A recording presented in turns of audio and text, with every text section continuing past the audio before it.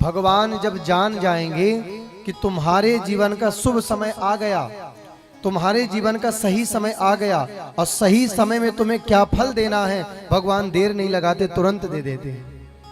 लेकिन जब तक समय नहीं आया तो मर जाना, तुम सर पटकते पटकते सर पटकते पटकते, लेकिन तुम्हें फल नहीं मिलेगा।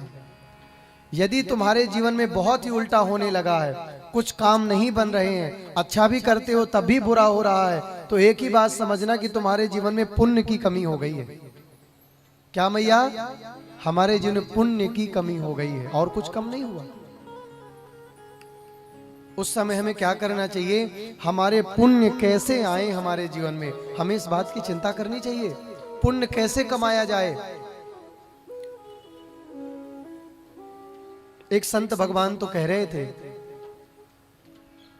कि ब्राह्मणों की सेवा और गायों की सेवा और संतों की सेवा, इन तीन की सेवा करने मात्र से जीवन में पुण्य मिल जाते हैं। जैसे कोई ब्राह्मण देवता जा रहे हैं ना, और आपने दूर से भी कह दिया प्रणाम, तो ये कहने मात्र से आपको पुण्य मिल गए।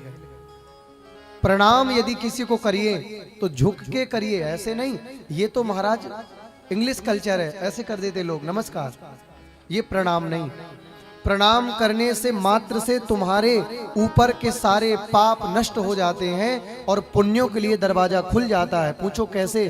कोई सामान अपने सर पर रखिए, रखिए, कोई सर पर रखिए, रख लीजिए, कोई भी सामान रखिए, और यदि हम निकल रहे हैं तो या कोई भी संत महात्मा आए हैं तो आप उनको प्रणाम झुक के करिए, तो वो सामान नीचे गिरेगा या नहीं गिरेगा?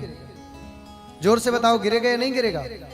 तो जैसे झुकने से सर पे रखा सामान गिर जाता है, इसी प्रकार संतों ब्राह्मणों को प्रणाम करने से हमारे सर पर लदे सारे पाप जमीन पर गिर जाते हैं और हम पापों से मुक्त होकर के पुण्यों की ओर बढ़ जाते हैं।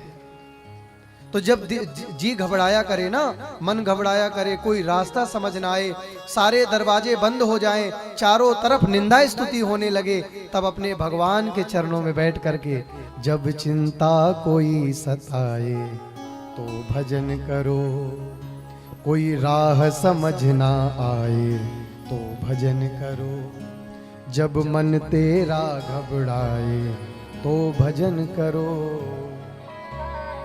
लेकिन चिंता के समय हम क्या करते हैं?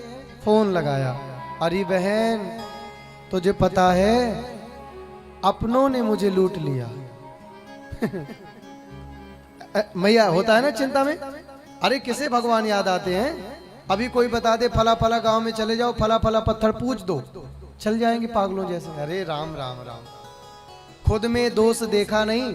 एक कहावत है, नाच न जाएंगे आंगन, नाच आता नहीं, बोले तुम्हारा आंगन टेढ़ा है। तो खुद के अपने ऊपर ध्यान गया नहीं और दोषी किसी पड़ोसी को कह दिया। अरे भैया खुद पे जरा देखो। अगर उस समय आप अपने इष्ट को मनाने लग जाओ, इष्ट की पूजा में बैठ जाओ, तो सच बता रहा हूं जीवन की कोई संकट रह ही नहीं पाएंगे, सब कट जाएंगे। भैया इष्ट की पूजा तो करो। हमारे संग हमारा इतना परिकर है, हमें बहुत गर्व होता है, हमारे संग इतने लोग परिकर में रहते हैं, लेकिन हमारे परिकर के कोई ऐसे नहीं है जो भैया बिना पूजन पाठ के चाय भी पी लेते हो। सब पहले अपनी नित्य क्रिया करेंगे, स्नान ध्यान करके, संध्या बंदन करके। तो हमें भी लगता था कि जो गंधर्व लोग होते हैं ये आपस में कभी लड़ते भी होंगे, झगड़ते भी होंगे, गुस्सा भी करते होंगे, लेकिन जिनके जीवन में भजन होता है उनके जीवन से क्रोध चला जाता है। और भैया देखो पता ही नहीं लगता कि 7 दिन कब बीत गए, 9 दिन कब बीत गए, और हम सब आगामी कथा में ही मिलते हैं, लेकिन पता नहीं लगता कि 7 दिन ये लोग रहते कैसे हैं। यानी तुम्हारे जीवन में जब तुम्हारी नित्य क्रिया होगी, तुम्हारा भजन होगा, पूजा होगा, तो तुम्हारी वाणी संयमित हो जाएगी। अनलिमिटेड कौन बोलता है?